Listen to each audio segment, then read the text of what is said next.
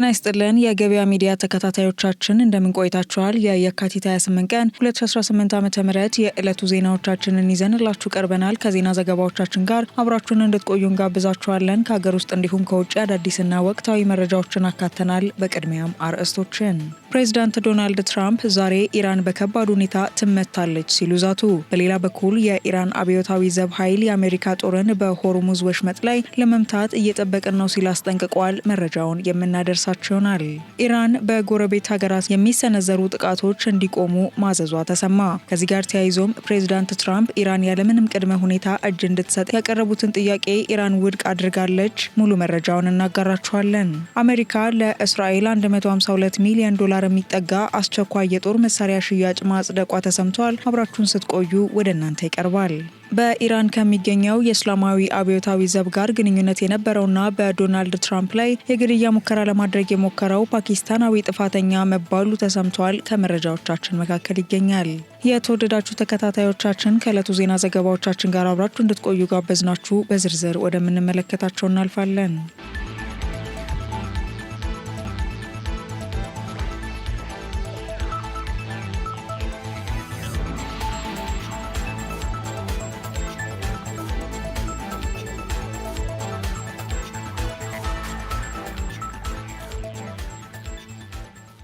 ዶናልድ ትራምፕ ዛሬ ኢራን በከባድ ሁኔታ ትመታለች ሲሉ ዛቱ።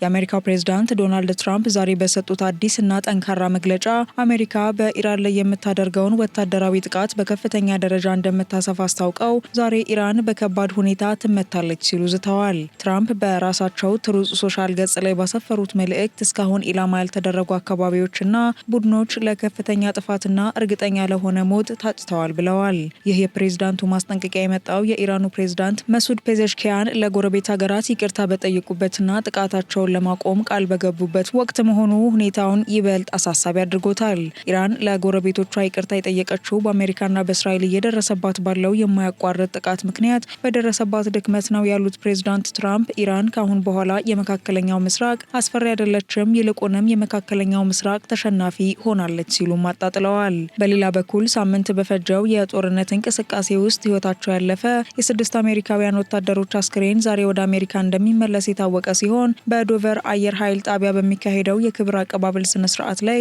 ፕሬዝዳንት ትራምፕና ምክትል ፕሬዝዳንት ጄዲ ቫንስ ይገኛሉ ተብሎ ይጠበቃል። በአሁኑ ወቅት በመካከለኛው ምስራቅ ያለው ውጥረት ከፍተኛ ደረጃ ላይ ደርሶ የሚገኝ ሲሆን የኢራን ወታደራዊ አመራሮችና ታጣቂ ቡድኖች የፕሬዝዳንታቸውን የሰላም ጥሪ ተቀብለው ጥቃታቸውን ያቆሙ ወይም ማያቆሙ እስካሁን ግልጽ አልሆነም።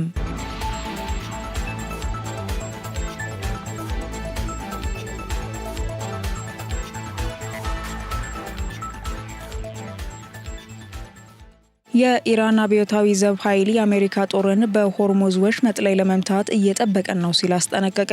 የኢራን እስላማዊ አብዮታዊ ዘብ ኃይል ዛሬ ባወጣው መግለጫ የአሜሪካ የባህር ኃይል በሆርሙዝ የባህር ወሽመጥ የሚያልፉ መርከቦችን ለማጀብ ለሚያደርገው ዝግጅት እየጠበቅናቸው ነው ሲል ጠንከር ያለ ማስጠንቀቂያ ሰጥቷል። የአብዮታዊ ዘቡ ቃል አቀባይ አሊ መሐመድ ናይኒ እንደገለጹት ዋሽንግተን በወሽመጡ የንግድ መርከቦችን ለማጀብ የምታደርገው ጥረት ለቀጠናው ደህንነት ስጋት መሆኑን ጠቅሰው የአሜሪካ ጦር ወደ አካባቢው መምጣትን በጉጉት እንጠብቃለን ብለዋል። ቃል አቀባዩ አክለውም አሜሪካ ማንኛውንም እርምጃ ከመውሰዷ በፊት እንደ አውሮፓውያን አቆጣጠር በ1987 ብሪጅተን የተሰኘችው የአሜሪካ ግዙፍ የነዳጅ ጫኝ መርከብ በኢራን የባህር ላይ ፈንጂ ተመታ የደረሰባትን ታሪካዊ ኪሳራ ማስታወስ እንዳለባት አሳስበዋል። በሌላ በኩል ዛሬ ጠዋት ፕሪማ የተሰኘች የነዳጅ ጫኝ መርከብ በሆርሙዝ ወሽመጥ በኩል ለማለፍ ስትሞክር በኢራን ወታደራዊ ድሮን መመታቷን አብዮታዊ ዘቡ አረጋግጧል። መርከቧ የተመታች የኢራን የባህር ኃይል መንገዱ ዝግ ነው በማለት የሰጠውን ተደጋጋሚ ማስጠንቀቂያ ባለማክበሯ እንደሆነም ተገልጿል።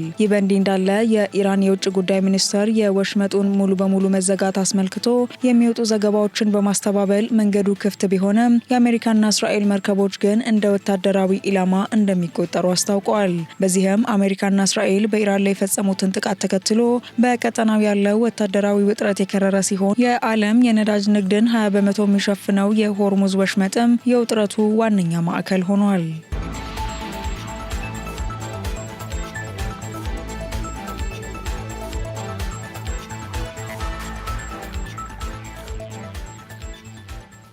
የተባበሩት መንግስታት ድርጅት ዋና ጸሐፊ የመካከለኛው ምስራቅ ግጭትን ተከትሎ ማስጠንቀቂያ ሰጡ። የመካከለኛው ምስራቅ ሁኔታ ከዚህ በላይ አሳሳቢ ሊሆን አይችልም ሲሉ እየተባባሰ የመጣው ግጭት እንዲቆም የተባበሩት መንግስታት ዋና ጸሐፊ አንቶኒዮ ጉተሬስ ጠይቀዋል። ዋና ጸሐፊው በኤክስ ገጻቸው ላይ ባሰፈሩት መልእክት በመካከለኛው ምስራቅና ከዚያም ባሻገር የሚፈጸሙ ህገወጥ ጥቃቶች በመላው ቀጠና የሚገኙ ንጹሐን ላይ ከፍተኛ ስቃይና ጉዳት እያደረሱ ነው ብለዋል። በተጨማሪም የቀጠና ሁኔታ ለዓለም ኢኮኖሚ በተለይም ተጋላጭ በሆኑ ወገኖች ላይ አስከፊ ስጋት ደቅኗል ሲሉ ያሳሰቡ ሲሆን ሁኔታው ከሁሉም ቁጥጥር ውጪ በሆነ ሁኔታ ሊባባስ ይችላል ብለዋል። አያይዘውም ውጊያውን አቁሞ ወደ ተጨባጭ የዲፕሎማሲ ንግግር ለመግባት ጊዜው አሁን ነው ያሉት ዋና ጸሐፊው ሁኔታው ከዚህ በላይ አሳሳቢ ሊሆን አይችልም ሲሉም አስጠንቅቀዋል። የተባበሩት መንግስታት የሰብአዊ ጉዳዮችና የአደጋ ጊዜ እርዳታ ምክትል ዋና ጸሐፊ የሆኑት ቶም ፍሌቸር በበኩላቸው ለጦርነት እየዋለ ስላለው ከፍተኛ መጠን ያለው ገንዘብ አንስተው ፖለቲከኞች እርዳታ ለሚሹ ወገኖች የሚውለውን በጀት በማቋረጥ በሚወስዱት እርምጃ ዙሪያም ተናግረዋል። ፍሌቸር አክለውም መሪዎቹ ለጦርነት ገንዘብ እያዋሉ መሆኑን በማንሳት ወቅሰው ገዳይ የሆነ ቴክኖሎጂ ላይና ያለ ተጠያቂነት የሚፈጸም ግድያን በተመለከተ ያለው ህብረት ከጊዜ ወደ ጊዜ እየጨመረ መሆኑን እየተመለከትን ነው ብለዋል።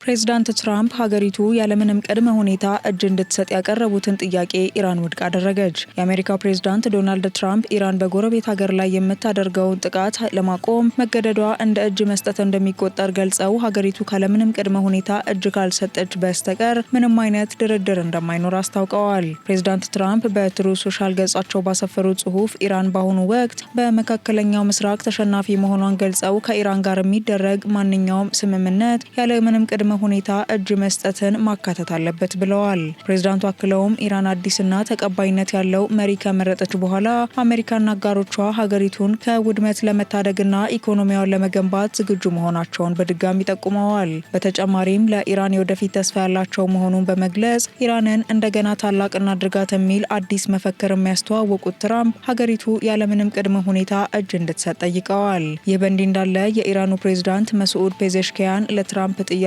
በሰጡት ምላሽ ያለምንም ቅድመ ሁኔታ እጅ ስጡ የሚለው ጥያቄ ወደ መቃብራቸው የሚወስዱት ህልም ነው በማለት ውድቅ አድርገውታል። ፕሬዚዳንቱ አክለውም የኢራን ጦር በጎረቤት ሀገራት ላይ የሚሰነዝረውን የሚሳኤል ጥቃት እንዲያቆም መታዘዙ ገልጸው ሆኖም ሀገራቸው ክብሯንና ሉዓላዊነቷን ለማስከበር ወደ ኋላ እንደማትል አረጋግጠዋል። በአሁኑ ወቅት አሜሪካና እስራኤል ኦፕሬሽን ኤፒክ ፉሪ በሚል ስያሜ በኢራን ላይ የጀመሩት መጠነ ሰፊ አየር ጥቃት ሳምንቱ ላይ ይገኛል። በጥቃቱም የሀገሪቱ ከፍተኛ መሪ አያቶላህ አሊ ካሜኒ መገደላቸው ተከትሎ የኢራን ወታደራዊ አቅም በእጅጉ መዳከሙን የአሜሪካ መከላከያ ሚኒስቴር መረጃዎች ያመላክታሉ።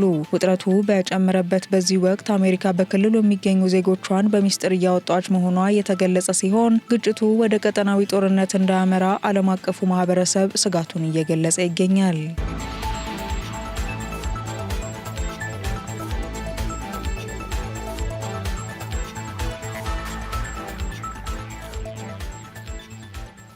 በኢራን ከሚገኘው የእስላማዊ አብዮታዊ ዘብ ጋር ግንኙነት የነበረውና በዶናልድ ትራምፕ ላይ የግድያ ሙከራ ለማድረግ የሞከረው ፓኪስታናዊ ጥፋተኛ ተባለ። የአሜሪካውን ፕሬዝዳንት ዶናልድ ትራምፕ ለመግደል አቅዶ የነበረው ፓኪስታናዊ አሲፍ ሜርቻንት በፌዴራል ፍርድ ቤት ጥፋተኛ መባሉ ተሰምቷል። እንደ ብሩክሊን የፌዴራል ፍርድ ቤት መረጃ የ48 ዓመቱ አሲፍ ራዛ ሜርቻንት በሽብርተኝነትና በፕሬዝዳንት ዶናልድ ትራምፕ የግድያ ሙከራ ሴራ ወንጀሎች ጥፋተኛ መሆኑ ተረጋግጧል። ግለሰቡ ይህንን የግድያ ሙከራ ለማድረግ ያቀደው እንደ አውሮፓውያን አቆጣጠር በ2020 በአሜሪካ ድሮን ጥቃት የተገደሉትን የኢራን ቁድስ ኃይል አዛዥ ቃሲም ሱሌይማንን ለመበቀል እንደነበር ተገልጿል። አቃቤ ሕግ ለፍርድ ቤቱ ባቀረበው ማስረጃ ሜርቻንት በኢራን ከሚገኘው የእስላማዊ አብዮታዊ ዘብ ጦር ጋር ግንኙነት እንዳለውና ግድያውን የሚፈጽሙ ሰዎችን ለመቅጠር ወደ አሜሪካ መጓዙን አመልክቷል። ይሁን እንጂ ግለሰቡ ሊቀጥራቸው የሞከራቸው ሰዎች በድብቅ የሚሰሩ የኤፍቢአይ ወኪሎች በመሆናቸው ሴራው ሊከሽፍ ችሏል ተብሏል። ተከሳሹ በችሎቱ ላይ ቀርቦ ድርጊቱን የፈጸመው በኢራን የሚገኙ የቤተሰቡ አባላት ደህንነት ስላሳሰበው እንደሆነ ቢገልጽም ዳኞች ግን የቀረበበትን ክስ ሙሉ በሙሉ ውድቅ አድርገውበታል ነው የተባለው። በዚህም ሜርቻንት በተረጋገጠበት የወንጀል ጥፋት እስከ ዕድሜ ልክ እስራት ሊፈረድበት እንደሚችል ይጠበቃል።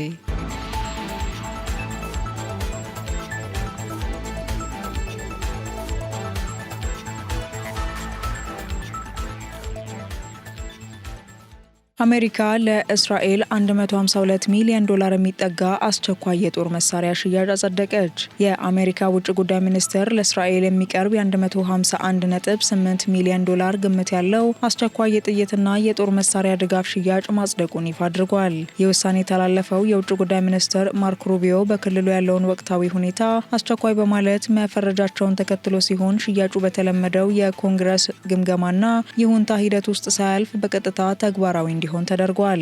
በይፋዊ ሰነድ ላይ እንደተመለከተው የእስራኤል መንግስት የጠየቀው ግዢ 12000 የሚሆኑ BLU 110 A እና B የተሰኙና እያንዳንዳቸው 1000 ፓውንድ ወይም ወደ 450 ኪሎ ግራም ገደማ የሚመዝኑ የቦምብ አካላትን እንዲሁም ተያያዥ የሆኑ የምህንድስና የሎጂስቲክና የቴክኒክ ድጋፍ አገልግሎቶችን ያጠቃልላል። በተጨማሪም የአሜሪካ መንግስትና የመሳሪያው አቅራቢዎች የሚሰጡት የፕሮግራም ድጋፍ የሽያጩ አካል መሆኑን ታውቋል። ማርኮ ሩቢዮ በሰጡት ማብራሪያ የሽያጭ በአሜሪካ ብሔራዊ ደህንነት ጥቅም ላይ የተመሰረተና የሀገሪቱን የውጭ ጉዳይ ፖሊሲ የሚደግፍ መሆኑን ገልጸዋል። ስምምነቱ የሽያጭ እስራኤል አሁን ያለባትንና ወደፊት ሊመጡ የሚችሉ ስጋቶችን ለመቋቋም የሀገር ውስጥ መከላከያዋን ለማጠናከርና ቀጠናዊ ጥቃቶችን ለመከላከል ያላትን አቅም ያሳድጋል ተብሏል። በአሜሪካ የጦር መሳሪያ ቁጥጥር ሕግ መሰረት አብዛኛውን ጊዜ ትላልቅ የጦር መሳሪያ ሽያጮች በኮንግረስ ይሁንታ ማግኘት ይኖርባቸዋል። ሆኖም ሚኒስትሩ አስቸኳይ ሁኔታ መኖሩን በማረጋገጣቸው ይህ የሕግ መስፈርት ታልፎ ሽያጩ በአፋጣኝ እንዲከናወን መደረጉ ተነግሯል። ይህ እርምጃ የተወሰደው በቅርቡ በአሜሪካ በእስራኤልና በኢራን መካከል ያለው ቀጠናዊ ውጥረት የተባባሰ በመጣበት ወቅት መሆኑ ለጉዳዩ ከፍተኛ ትኩረት ሰጥቶታል።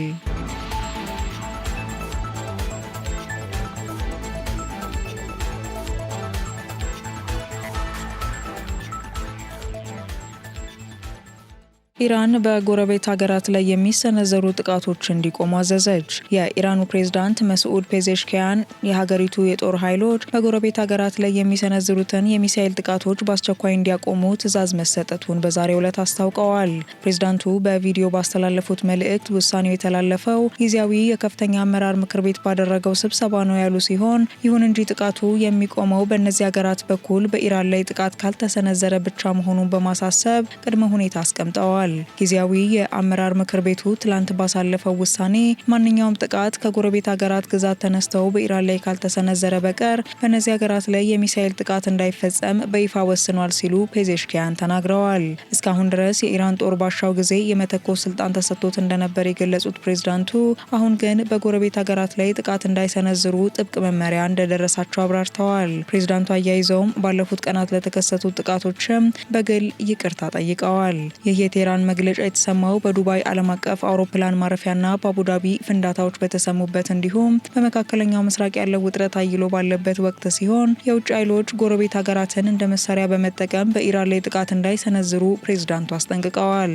በሌላ በኩል ፕሬዝዳንቱ የአሜሪካው ፕሬዝዳንት ዶናልድ ትራምፕ ኢራን ያለምንም ቅድመ ሁኔታ እጅ ካልሰጠች በስተቀር ምንም አይነት ስምምነት አይኖርም በማለት በኢንተርኔት ገጻቸው ላሰፈሩት ጽሑፍ ምላሽ ሰጥተዋል። በምላሻቸውም ያለምንም ቅድመ ሁኔታ እጅ እንሰጣለን ብለው የሚያስቡ ከሆነ ይህን ህልማቸውን ይዘው ወደ መቃብር ይወርዳሉ ሲሉ ፔዜሽኪያን የአሜሪካን ግፊት ውድቅ አድርገዋል።